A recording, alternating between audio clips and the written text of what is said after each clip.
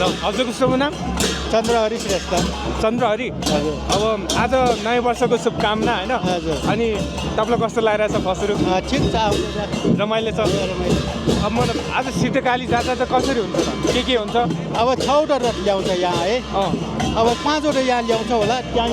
ढोका पनि बिसाउँछ मतलब रथ चाहिँ कुन कुन हुन्छ गणेश आउँछ सबै गणेश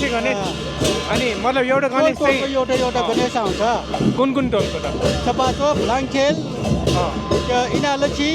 शिवाटोल अनि चोरे चोरे अनि एउटा गणेश चाहिँ गेट बाहिरै बस्छ अरे किन चपाचोकको चाहिँ गेट बाहिरै बस्छ कुन चाहिँ चपाचोक गणेश भने चपाचु गणेश त्यो चाहिँ चपाचु गणेश किन भन्छ विश्वविनायक हो त्यहाँ चपाचोक टोलमा भयो चपाचु टोलमा भएर विश्वविनायक हो त्यहाँ अब यो भोलि के हुन्छ आज रातिसम्म कसो कस्तो गर्छ त हाम्रो भोलि अब सबै अब जात्रा सिरियल आफ्नो आफ्नो ठाउँमा बिसाउँछ अनि भोलि सबै जात्रा सुरु हुने बेला सबै उठाएर ल्याउँछ सिरिगालीमा ल्याउँछ सिरिगालीबाट सिरिगाली उचालेपछि अनि देशमा घुमाउँछ अनि सक्यो अनि बालकुमारी लान्छ बालकुमारीमा पनि अब सबै पुगेपछि सिरिगाली नगइकन जात्रै हुने त्यहाँ अनि सिरिगाली बिसाएपछि फेरि पहिला उचाल्नु पर्छ ए तपाईँलाई चाहिँ अब सानैदेखि अब कति वर्ष हुनुभयो हजुर म 78 भयो 78 ओहो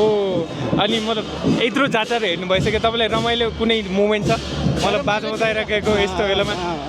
मैले केही छ घरमा बस्नै मन लाग्दैन के अब जात्रा हो होइन ल बाई बाई है ल धन्यवाद है धन्यवाद